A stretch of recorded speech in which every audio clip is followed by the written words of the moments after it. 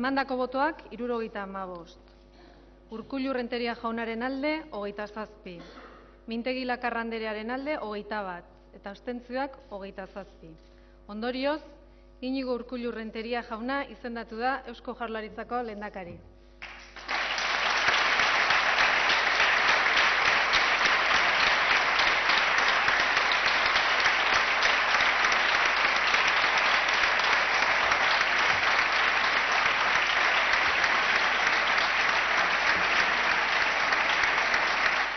Hitza ematen dut, beraz, nire onik bereziena emango dudala denok akordioetara iristeko eta hiritar guztiak bizi dezatela Euskal Autonomi Erkidegoan politikariok benetan Euskal gizarteari zerbitzua emateko ari garela.